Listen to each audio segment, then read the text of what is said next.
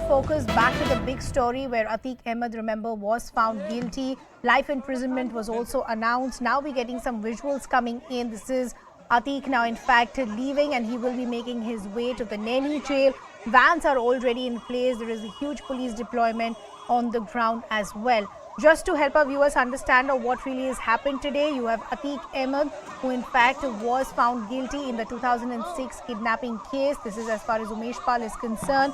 Then we got the sentence also, the punishment sentence. This was life imprisonment. Atiq Ahmed and two others in fact were found guilty. Now we're understanding there is some movement that is happening. These are first visuals of Atiq Ahmed. He's no more under trial. He's a convict today. He's gotten a lifetime verdict as well. Pranchu Mishra is now back with us on the conversation. Pranchu, help us understand what is happening around you. Well, yes, so right now, just a few minutes back, this gate has opened and out of it came the vans in which Atiq and Ashraf have been moved towards the Naini jail. So the cavalcade is left. Finally, after the conviction, Atiq and also Ashraf and all the other people who have been, have been convicted in this case, they have been taken to the Naini Central Jail. Now, Ashraf, of course, has been cleared of the charges, but remember, there are multiple cases again still pending against them. So he continues to be in judicial custody as far as the other cases of crime against him are concerned, and that's the reason why he's not walking free out of the Sessions Court premises today. He has also been sent to the judicial custody, back in judicial custody to Naini jail. But for Atiq, of course, though it is a journey back to the Naini jail again, he has been languishing behind the bars for past many years, but he came here as an under trial. He has gone here as a convict. So there has been a change of status for Atiq Ahmed. Atiq Ahmed has been officially convicted in one of the criminal cases against him, the case related to kidnapping of Umesh Pal way back in 2006. Judgment coming after almost 17 years of that crime. Atiq Ahmed held guilty of section 364A, that is, kidnapping, and also 120B criminal conspiracy charges under the IPC. And in both cases, under the both sections, he has been awarded a life imprisonment along with a cash fine of rupees 1 lakh. So Atiq Ahmed, now a convict with 100 plus cases against him, present to the Naini Central Jail right behind from these doors behind me at the Sessions Court of Prayagraj. So as Pranchu is pointing out, Atiq Ahmed, who's now a convict, he's gotten a life imprisonment, being taken to the Naini jail. Pranchu, any special arrangements that have been made at the Naini jail? Yes, we have been reporting since yesterday that Atiq will continue to stay in isolation there. So there is one barrack which was generally used for, women inmates, jail inmates.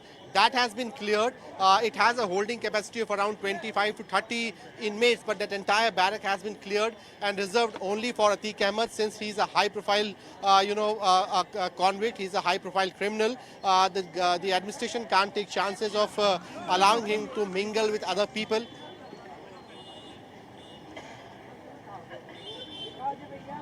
Pranchu, we can hear you. Go ahead. Yes, so he will be kept in isolation there, and we reported yesterday that the isolation cell is equipped with at least 4 CCTV cameras that are continuously round the clock working, and the feed can also be monitored in the office of the DG prisons in Lucknow. The prison guards who have been present duty yesterday, at least when he came from Sabarmati jail, they were also having the body cameras on them. I think that provision will still continue. Ashraf again will be kept in a separate enclosure and in isolation. So brothers who did meet after almost 5 or 6 years, saw each other in close proximity inside the Sessions Courts a while back, will again be kept in different barracks as far as the Naini jail is concerned. Both will not be interacting with each other, and the other change will of course be that there is certain provisions, different provisions when it comes to dealing with an under trial behind the bars and dealing with a convict behind the bars. So I think now as a convict, it will be much more harsher life for Atiq Ahmed. The law says that once you are convicted, you also have to take on a certain duty. It might be a manual labor work there, or it might be a kitchen duty, it might be a duty in the fields there.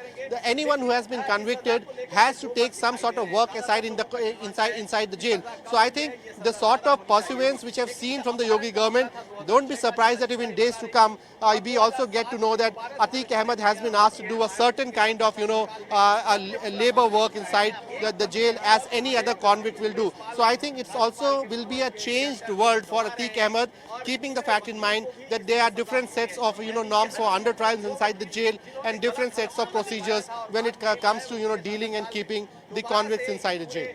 So as Pranjal is rightly pointing out, life will change for Atiq Ahmed considering the fact he has been found guilty. Life imprisonment sentence has also been announced. We did see those vans now making their way to Naini jail, whereas Pranjal was pointing out special security arrangements have also been made. But Pranjal, once again, politically speaking, that's the big takeaway where the BJP today is using this to show how things have changed in Uttar Pradesh from 2006 to now. What is the point that the BJP is making and how hopeful are they that this case will now possibly pave the way for others to come under the law as well?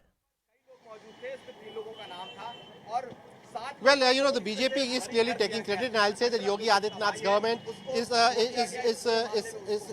clearly, in a position to take the credit. The reason being that the biggest challenge for anywhere the system in any state, the biggest challenge is to ensure that witness happens, the witness statements are recorded in cases of heinous crimes against hardened criminals like Atiq and others. What has happened in Yogi government is that unlike the previous government, this time around the conviction has happened. Witnesses were able to give their statements in the court, and on the basis of those statements, the court was in a position to convict, Atiq Ahmed. Generally, what happens is that the court, the judicial officer, the court, the legal system very well knows, the police very well knows that this man has committed a heinous crime. But he is often bailed out, gets a relief from the judicial procedure because no one comes forward to make a witness against him.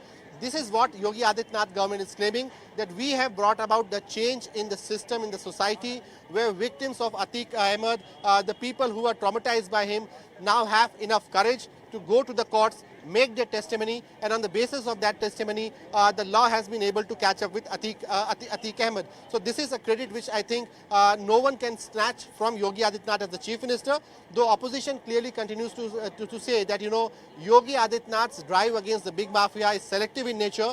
It is driven by religious, understandings. But this is an argument which I think will not be of much impact when it comes to the larger message which Yogi Adityanath has been successful to send forward. The fact that here is a man, a former MP, a four-term MLA, a hardened criminal, a gangster who has seen a first conviction in 43 years of his criminal history, and that is happening under Yogi Adityanath's rule in Uttar Pradesh. That's correct. Politically speaking, that point that you're making, Pranjal, will have a lot of relevance on the ground. Legally speaking, we've also accessed the court order here on CNN News 18. Help our viewers understand why the court felt that there should be maximum punishment that should be given and the operative part. If you could just talk to us about that quickly. Yes, that's right. See, it's a 3-page order given by the judge, honorable judge of the court, the MP-MLA special court. And in that order, he has clearly, held 3 people guilty, Atiq Ahmed and 2 of his other associates. Surprising part has been that, Ashraf, brother of Atiq, has been cleared of all charges. Also, 6 other accused have been cleared of charges. Now, as far as Atiq's case is concerned, the court clearly observes that he is being held guilty under Section 364A, which is the charge of kidnapping someone via an organized effort, then intimidating him, and also trying to kill that person in captivity. Okay. That is a serious charge, and it generally warrants for the maximum punishment of life imprisonment. That has been awarded, though the prosecution has also prayed for death penalty in this case, citing the fact that the petitioner against Atiq Ahmed, Umesh Pal, has been killed, but that was not considered by the courts.